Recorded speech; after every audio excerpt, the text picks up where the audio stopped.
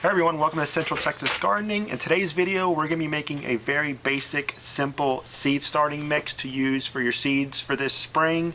We're going to be using peat moss, vermiculite, and perlite, so stick around and we'll get these mixed up along with some explanations on why we use each of these things. Okay, so first off, let's go over the things you're going to need.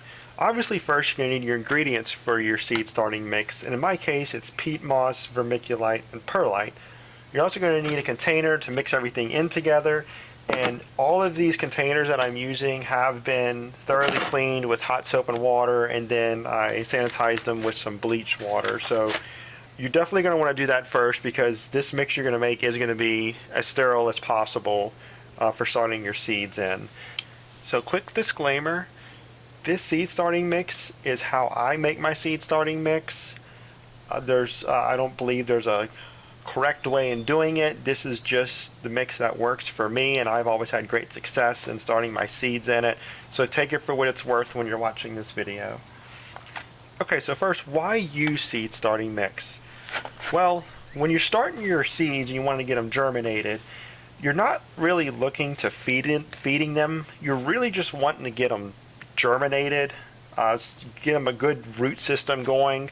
So you're going to want soilless, and just as importantly, a sterile mix to get it going. I'm not going to say soil, because technically it's not a soil, it's a soilless mix.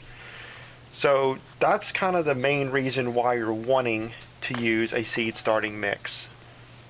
Now, you know, they sell potting mix and even seed starting mix, but with the potting mixes, sometimes you don't quite know what's in there, or maybe you do, and it's stuff you might not want.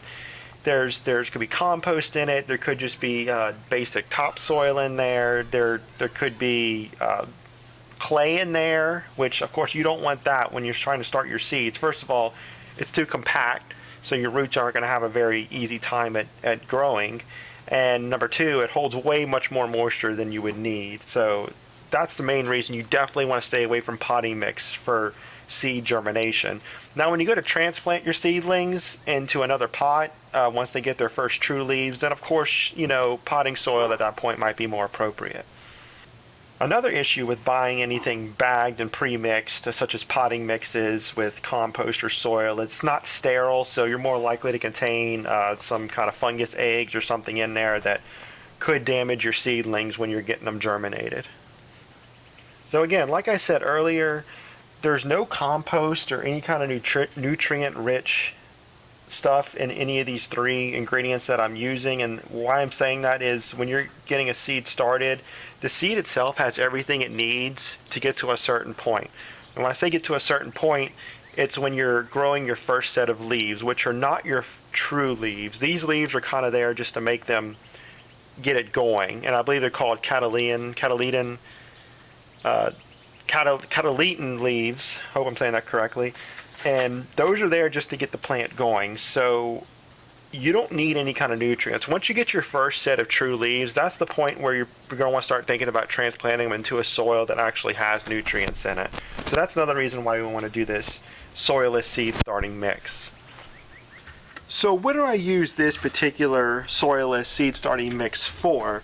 Because there are different mixes I make for different plants. If you've seen in one of my previous videos, I made some seed starting mix for my onions, and that one did contain compost in it. But there's a reason for that. Those don't get transplanted at all until they go into the garden, so I do put compost in those just to provide a certain amount of nutrients to the plants as they grow, on top of some liquid fertilizer with it.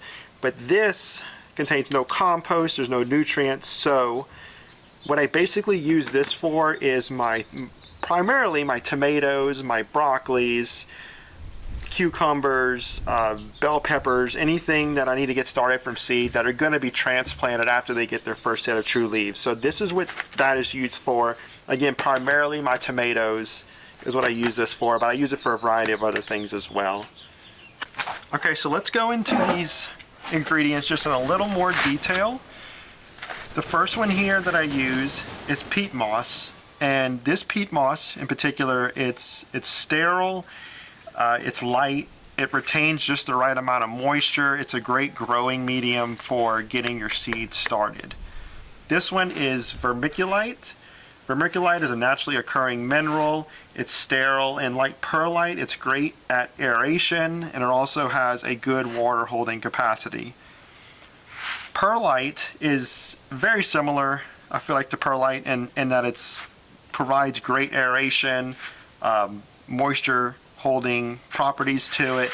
It's I think it's a volcanic glass is where it comes from. So just like vermiculite, it provides good aeration, great moisture holding capabilities. You want good aeration. You want something light. You want those roots to grow as easily as possible into the seed starting mix. You don't want to have any resistance to it. You want to get good, strong root system going before you get it into some real soil with some compost and liquid fertilizers and everything. So that's why you want this nice moisture holding, very light, very aerated soil. Get a good strong root system going before you move them over into your next pots. Okay, so we're going to start mixing our soil here.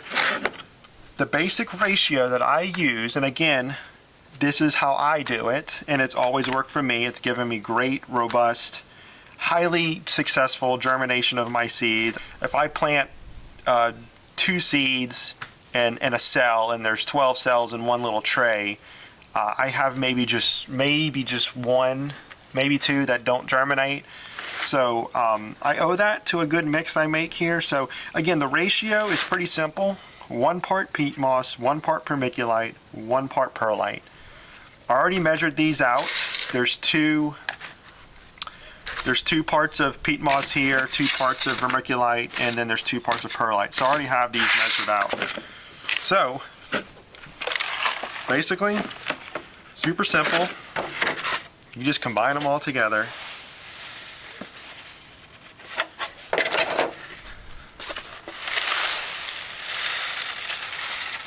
This perlite can be have a lot of fine particles and be kind of misty when you pour it. So if you want to wear a mask, you can. If not, I recommend you pour it outside because it does throw up a lot of dust when you're pouring it in here. Okay, so at this point, straightforward again. You're just going to mix this together. So again, as I'm mixing this, I'll just go over it again. The recipe is 1 part of each of these: peat moss, perlite, vermiculite. In this case, it's 2 parts of each, just because I need more than just 1 part, or 1 part of each. And I'm just going to mix this together, and when you're mixing this, you can just feel how light it is. Okay, so this mix is good to go. It has a good shelf life. You can set it aside until you need it. In this case, I'm going to be using it next week when I plant my tomato seeds. I'm not going to add any water to it yet, but when you go to add water to it, you're going to want to use boiling water. I did say earlier that this is a sterile mix, and I sterilized the containers as best I could, including the one that it's mixed in. But just to be safe, if possible, use boiling water. Be very careful if you do that. You want to mix it, not with your hands, but with some kind of a metal or wooden spoon or something, because it'll get really, really, really hot. And again, you don't want to do it in this plastic. I'm going to do it in a sanitized metal container when I go to do it.